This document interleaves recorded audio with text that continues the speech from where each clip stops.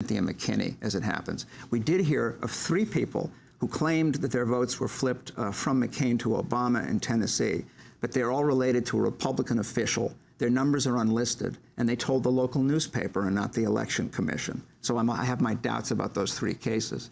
But there have also been, as usual, very long lines in Democratic precincts only. We're talking about a calculated kind of shortage that magically does not afflict Republican precincts, only Democratic ones. Well, now, in these pre-voting, in these long, early lines, not all precincts are open, right? Right, not all precincts. This is something that's happening in some parts of the country.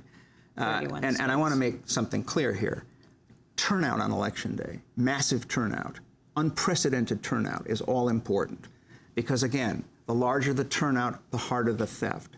The more people show up at the polls, the better it is, which means that those people who vote early should also go out on Election Day and be physically present at the polls to help to build that national mass. Mark Crispin Miller, I want to put off our break for a minute because I want to play for you a piece from Pennsylvania and then get your comment. Pennsylvania, of course, a key battleground state many believe could propel either John McCain or Barack Obama into the White House. The American News Project went to Pennsylvania to cover potential voting problems on Election Day. They filed this report. Most polls suggest the presidential race in Pennsylvania is neck and neck, so the vote in Philly could easily determine whether the state goes red or blue. During the primary election on April 22, 2008, a strong warning sign of potential November 4th problems emerged when widespread machine breakdowns led to very long lines and lost votes. And with over 200,000 new voters in Philly, voter rights groups are worried that the city is unprepared for the upcoming surge in voting. And unfortunately for voters, the people in charge seem surprisingly unconcerned.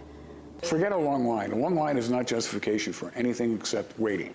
Anybody have anything to say? No. Or forever hold their peace. Your Deputy Commissioner Fred Voigt told me that a long line is not justification for anything except waiting. I was wondering if the Commission has any response to that comment. Did you see people waiting for baseball tickets all night long outside? Did you see the line that they wanted a new iPod? They all waited overnight and waited in line. Do you go to the supermarket? You see people waiting in line? No, they complain, they grumble, some of them. Some of them just talk. So what is the difference? I'm sorry, are you comparing voters who possibly have to work during the day to people who are standing in line to get an iPod or a Phillies ticket? That's the same people. Same people. Same people. Come on, you're mixing apples, but sit down. It's a right for every single person. I always vote ever since I turned 18. The first election that I could vote in. It's very, very important to me to be able to vote. I got to the school, I noticed that there were a lot more cars than in the past when I come to vote, and I thought, great, you know, there's more people out voting. But then when I got to the door, I noticed a couple people walking out, and people were saying that they didn't get a chance to vote, the line was too long, they couldn't wait.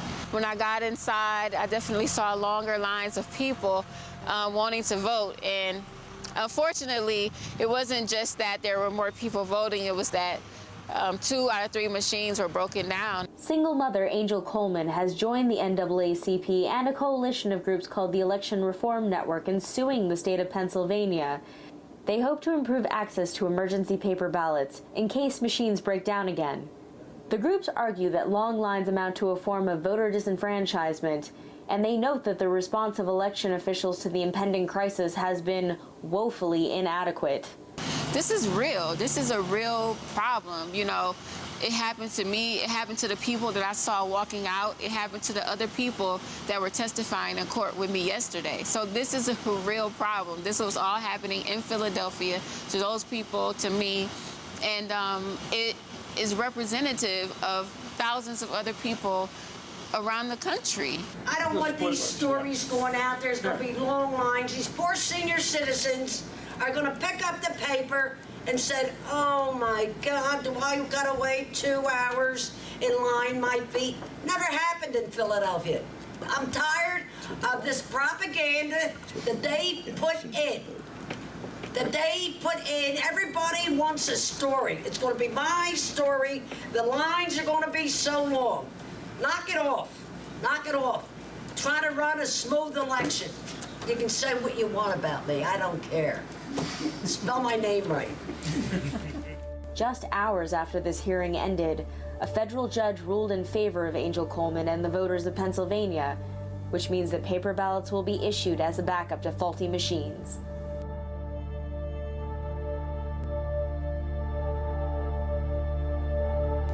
Officials like Voigt and Tartaglione are the ones responsible for implementing the court order.